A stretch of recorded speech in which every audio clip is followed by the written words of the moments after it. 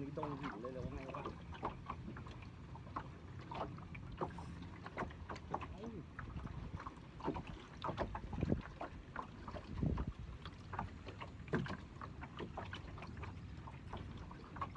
เป่งแป๊ดสุดท้ายนี่หมึกนะ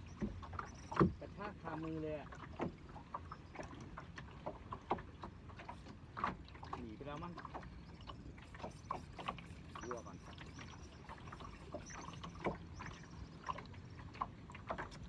เสียดาย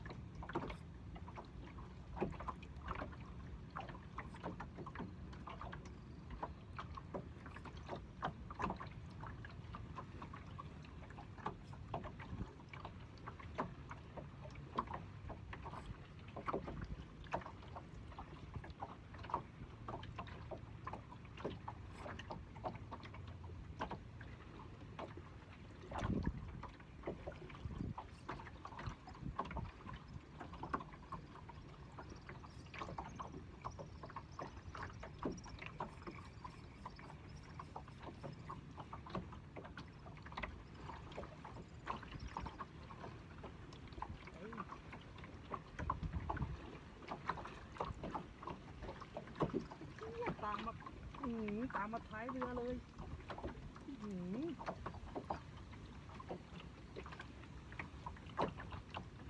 ตกหลุดอีกแน่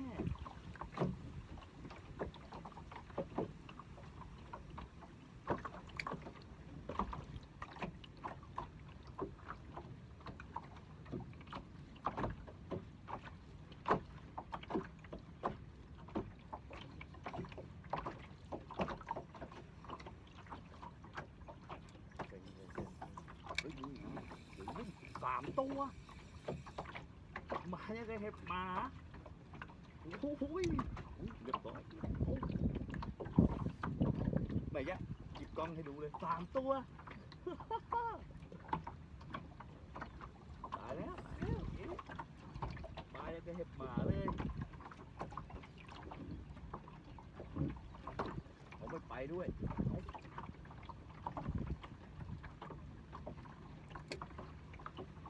โอ้โห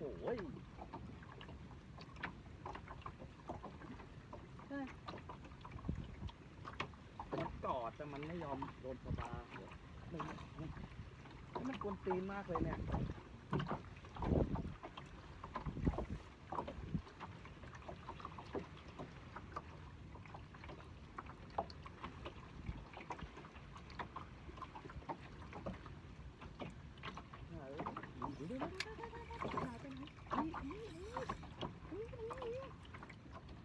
ตัวดีด้วย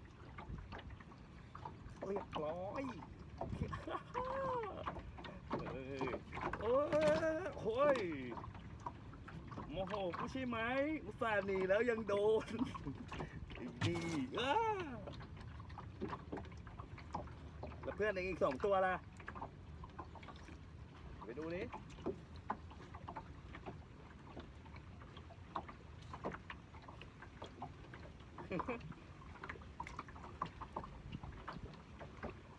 ว่าอุตส่าห์หนีแล้วมึงยังตามไปตีดักโดนจนได้นี่เอ้าโอ้โห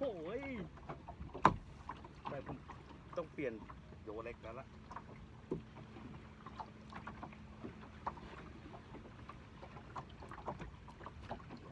รอไหนก่อนเป็นโยแป๊บ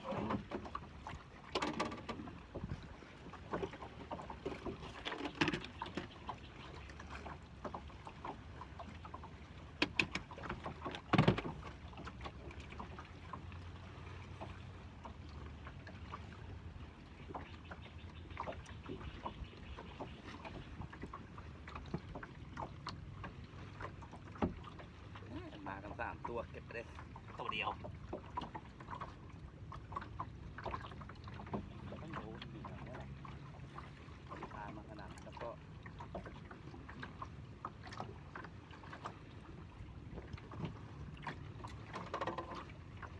เก็บมาก่อนแป๊บนึง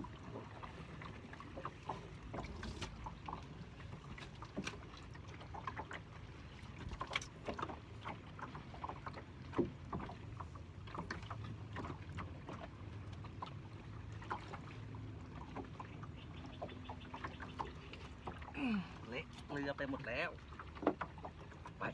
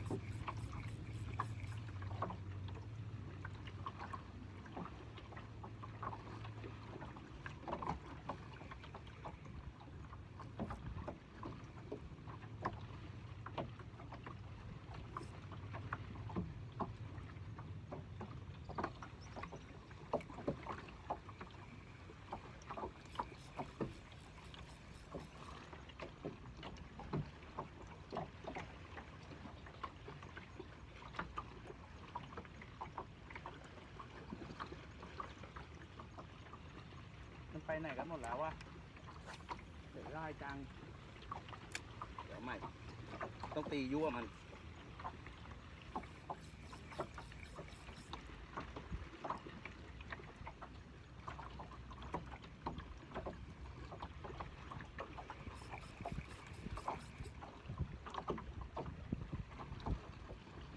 อากาศดีพอฝนตกไปแล้วนี่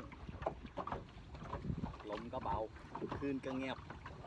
เหมือนตอนแรกเลยโอ้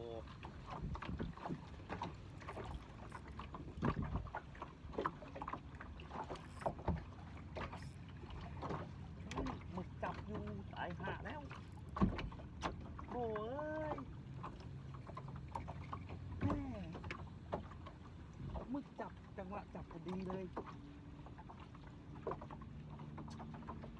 ตายถึงมาพัน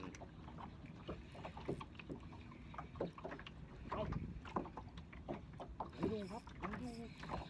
เอ้าหลุดอะไรของเขาเนี่ยเอ้าดูตกลงยังอยู่แล้วมันสายมันไปพันอยู่ปลายไกด์แล้วมันก็ปั่นไม่ได้น่าทรมานมากดีนะตัวไม่ใหญ่ถ้าหลุดไปเสียได้แย่เลยไอสายพันปลายไกด์เนี่ยนะเป็นโรคอะไรไม่รู้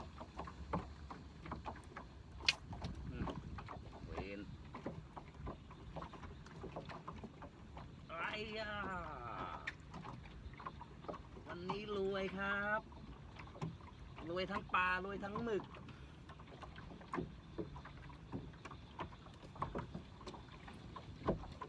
เนี่ย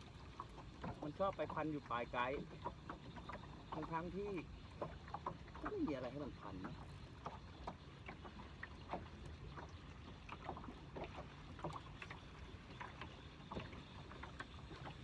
น้ำกำลังสวยเลยครับกำลังจะขึ้นเต็มที่แล้วก็จะนิ่งยาวๆ2 ชั่วโมง3 ชั่วโมง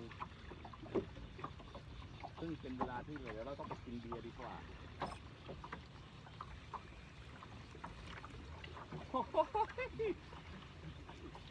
นี่วันนี้เพิ่งจะเจอนะครับไซส์แบบนี้โอ้โหลบไม่ถูกเลยตัวนิดเดียวแต่ลิตรเยอะเหลือเกินสงสัยจะเป็นไอ้2 ตัวที่มันหนีไปอยู่นี่ก็แล้วกันที่เก็บ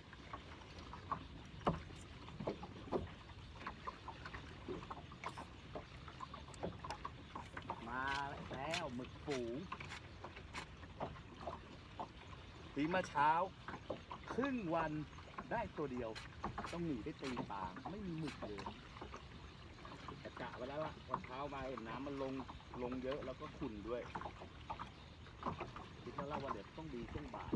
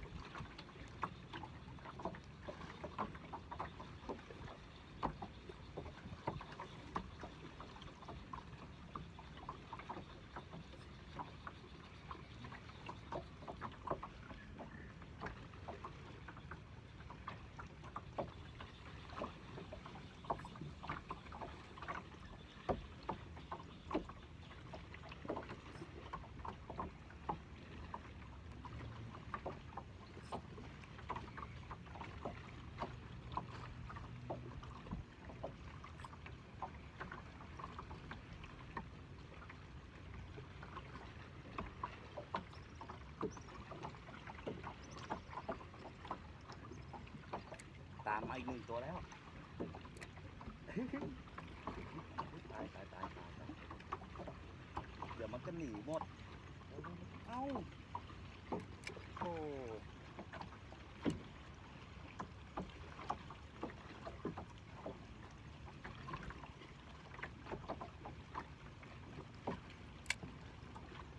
สับไก่รอเลยหนีไปแล้วเอ้าไม่หนียังดมอยู่แล้วก็เสร็จเรียบร้อยจะดมทำไมเหยื่อมันหอมหรือไงโอ้ยแต่ตัวนี้ตัวดีขึ้นมาหน่อย